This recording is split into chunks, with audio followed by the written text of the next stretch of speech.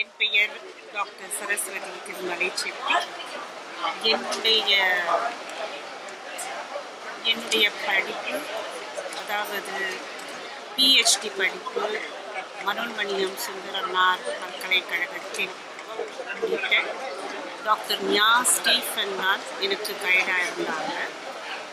இந்த 9ஆம் உலக தமிழ் ஆராய்ச்சி மாநாட்டுக்கு வருகை தந்ததற்கு எனக்கு மிகவும் மகிழ்ச்சி. என்னோடு 11 பேர் வருகை தந்திருக்கிறார்கள். இந்த உலக மாநாட்டிற்கு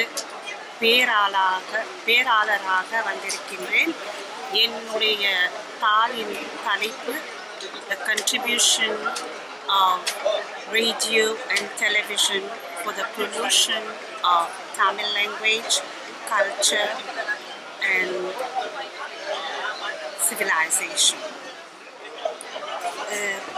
இந்த மாநாட்டில் நிறைய பேராளர்களும் பேராசிரியர்களும் சந்தித்திருக்கின்றேன். எனக்கு இன்னும் பெரும் மகிழ்ச்சி. நிறைய கற்றுக்கொண்டிருக்கின்றேன். இன்னும் கற்றுக்கொண்டே போகலாம். இத்தகைய மாநாடு நடந்து கொண்டே இருக்க வேண்டும்.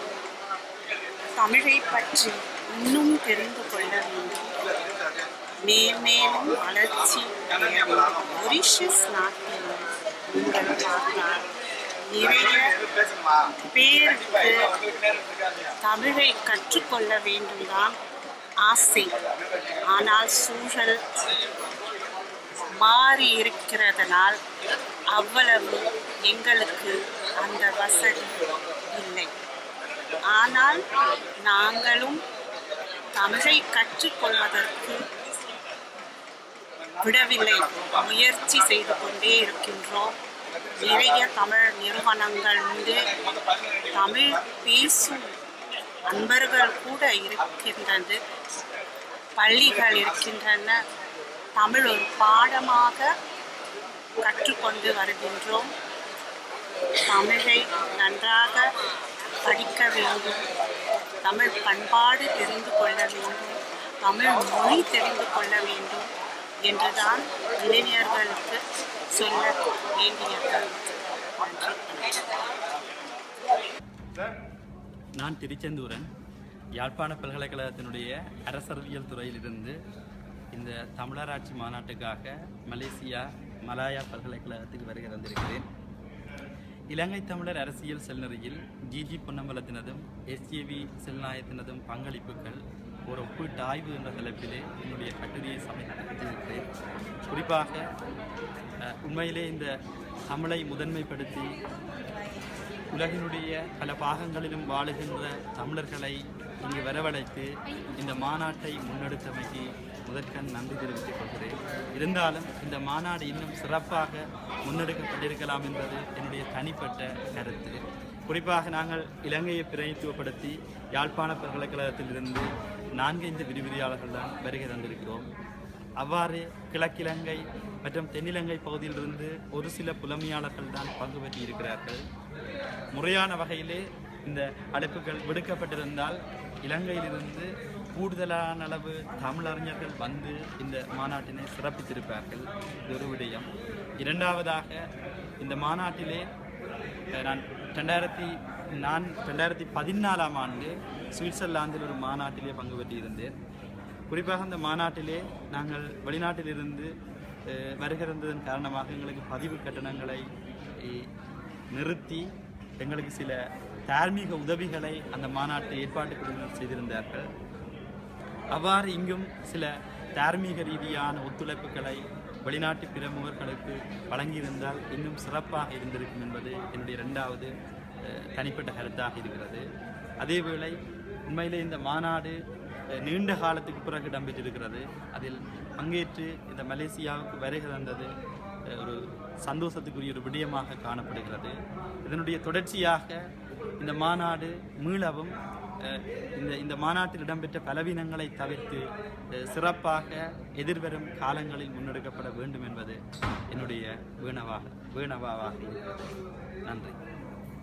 வணக்கம். என்னுடைய பேர் குமாரவடிவேல் குமரன். யாழ் பல்கலைக்கழக சட்டத்துறையிலே விரிவுரையாக இருக்கிறேன். அதேவேளை என்னுடைய கலாநிதி பட்டத்தை சட்டத்துறையிலே லண்டன் பல்கலைக்கழகத்திலே தொடர்ந்து வருகிறேன். இந்த மாநாட்டிலே 9வது உலகத் தமிழராட்சி மாநாட்டிலே அரசற்ற தேசங்களின் மரபுரிமை சட்டங்கள், status Nations and customary low என்ற தலைப்பிலே யாழ்ப்பாணத்தில் நிலவி வருகின்ற தமிழர்களுடைய மரபுரிமை சட்டமான மரபு வழி சட்டமான தேச வளமை தொடர்பான ஒரு கட்டுரை ஒன்றை சமர்ப்பித்து அந்த தேச வளமைக்கு மறுசீரமைப்பு கொண்டு வருவதற்கான ஒரு முன் யோசனையை முன்வைத்து ஒரு கட்டுரையை நாளைய தினம் வாசிக்க உள்ளேன். என்னை பொறுத்தவரையில் தமிழராட்சி மாநாடு என்பது ஈழத்தமிழர்களுடைய அரசியல் விழிப்புணர்விலே ஒரு மிக முக்கியமான ஒரு இடத்தை வகிக்கின்றது. 1974 தமிழராட்சி மாநாடு யாழ்ப்பாணத்தில் நடைபெற்ற பொழுது அங்கு சிங்கள அரசால் ஏவிவிடப்பட்ட போலீசாரால் கொல்லப்பட்ட 14 பேர்களுடைய நினைவு என்பது ஈழத்தவர்களுடைய அரசியல் வரலாற்றில் ஒரு முக்கியமான ஒரு இடத்தை பிடித்திருக்கின்றது என்றால் இந்த தமிழராட்சி மாநாடு என்பது எங்களுடைய வரலாற்றோடு பின்னிப்படைந்த ஒன்றாக நாங்கள் பார்க்கின்றோம். தமிழராட்சி மாநாடு என்பது என்னை பொறுத்தவரையில் தமிழ் இயல், வெறுமனே தமிழ் மொழி சார்ந்த படிப்புகள் இல்லாமல் தமிழ் மொழி சார்ந்த செயற்பாடுகள், அது தமிழ் அரசியலாக இருக்கலாம், தமிழ் சட்டம், தமிழ் சமூகவியல், தமிழ் மானுடவியல் போன்ற அனைத்தையும் ஒருங்கிணைத்து தமிழ் தொடர்பாக இயங்கக்கூடிய இயக்கங்களை, வெவ்வேறு நாடுகளில் இயங்கக்கூடிய இயக்கங்களினுடைய ஒரு கூட்டாக இந்த தமிழராட்சி மாநாட்டு நிறுவனம் மறுசீரமைப்பு பெற வேண்டும் என்பது என்னுடைய வேண்டுகோள். அதற்காக நாங்கள் தமிழ் பேசும் மக்கள் இருக்கக்கூடிய உலகத்தில் இருக்கின்ற அனைத்து நாடுகளிலும் இந்த உலகத் தமிழராட்சி மாநாட்டினுடைய கிளைகளோ அல்லது அந்த கிளைகளோடு இயங்கக்கூடிய உள்ளூர் ஸ்தாபனங்களை அடையாளம் கண்டு அவற்றிலிருந்து அவற்றுக்கு ஆரம்ப கட்ட மாநாடுகளை அந்த நாடுகளில் நடத்தி அதனுடைய ஒரு ஒருமித்த வடிவமாக 4-5 வருடங்களுக்கு ஒரு முறை ஒழுங்காக நடைபெறுகின்ற மாநாடாக இதனை மாற்ற வேண்டும். ஒரு ஜனநாயக அமைப்பாக உலகத் தமிழராட்சி மாநாட்டு நிறுவனம் மாற்றப்பட வேண்டும். அதற்கு ஒவ்வொரு நாட்டிலும், தமிழ் பேசும் மக்கள் இருக்கக்கூடிய நாட்டிலே ஒவ்வொரு நாட்டிலும் நாங்கள் அதனை பலப்படுத்தி தமிழ் ஆராய்ச்சி, தமிழ் அறிவு புலம், தமிழ் அரசியல், தமிழ் சமூகவியல், சமூகம் சார்ந்த சிந்தனையினுடைய முற்போக்காக நாங்கள் முன்னகர்த்துவதற்கும் எங்களுடைய உலகளாவிய ரீதியிலே இப்பொழுது டிரான்ஸ்நேஷனலிசம், தேசங்களை தேச எல்லைகளை கடந்த ஒரு தமிழியல் சார்ந்த ஒரு உணர்வும் ஆராய்ச்சியும் அது தொடர்பான தமிழ் சமூகத்தின் முன்னோக்கிய பாதையை ஏற்படுத்துவதற்கு இந்த தமிழராட்சி மாநாட்டு நிறுவனம் ஜனநாயகமயப்பட வேண்டும். தமிழ் மக்கள் மத்தியில் காலூன்ற வேண்டும். ஒரு ஆராய்ச்சி என்பது ஒரு மேட்டுக்குடியினருக்கு, ஒரு குறிப்பிட்ட அரசியலை கொண்டு நடத்தவர்களுக்கு அல்லாமல் மக்களுக்கு, மக்களுடைய வாழ்விலே பாதிப்பை ஏற்படுத்தக்கூடியமாக மாற்றுவதற்கு நாங்கள் இந்த உலக தமிழராட்சி மாநாட்டை தமிழர்கள் பொறுப்பெடுக்க வேண்டும். அதனை ஜனநாயகப்படுத்த வேண்டும். எங்களுடைய ஒரு நிறுவனமாக, அதனை மக்களுடைய நிறுவனமாக கட்டியமைக்கப்பட வேண்டும் என்பதுதான் என்னுடைய கருத்து. சார், நான் மொரிஷியஸ் நாட்டிலிருந்து வந்தேன். என் பெயர் துளசி செலன். நான் தொடக்கப்பள்ளியில் ஆசிரியராக பணியாற்றி வருகிறேன். நான் சிறு வயதிலிருந்தே எனக்கு தமிழ் மிகவும் பிடிக்கும். ஏன்னா வீட்டில் அம்மா, அப்பா, தாத்தா, பாட்டியெல்லாம் தமிழ் பேசுவோம். வீட்டில் எல்லாரும் நம்ம முன்னோர்கள் தமிழ்நாட்டிலிருந்து வந்தாங்க. ஆனால் அம்மா அப்பாவும் நல்லா தமிழ் பேசுவாங்க. எனக்கு சிறு வயதிலிருந்தே தமிழ் ஆசிரியராக வேலை செய்ய ஒரு வாய்ப்பு இருந்தது. அதனாலே நான் தமிழ் கற்று இப்போ தமிழ் ஆசிரியராக பணியாற்றி வருகிறேன். அரசாங்க பள்ளியில் நான் முதல் வகுப்பு முதல் வரை 6ஆம் வகுப்பு வரை தமிழ் கற்றுக் கொடுக்க வாய்ப்பு கிடைக்கிறது எங்களுக்கு. மாணவர்கள் தமிழ் படிக்கிறாங்க. தொடக்கப்பள்ளியில் படித்து அப்புறம் கல்லூரிக்கு போகிறாங்க. கல்லூரிக்கு படித்து அப்புறம் எல்லாமே டிகிரி எல்லாம் செய்கிறாங்க. எங்கள் அக்கா பொண்ணு டிகிரி பண்ணி PhD பண்ணி அப்புறம் இப்போது மாநாடுக்கு வந்து இங்கே எங்கள் கருத்துக்கள் மாற்றி எங்களுக்கு பயன்படுத்த எல்லாமே படித்து நாங்கள் வர்றோம். எங்களுக்கு பயனுள்ளதாக இருக்கிறது. உங்களை சந்தித்து மிகவும் பயனுள்ளதாக இருக்கிறது. ஆமாம், நானும் உங்களோட ஒரு பேத்தியாக செய்கிறோம்.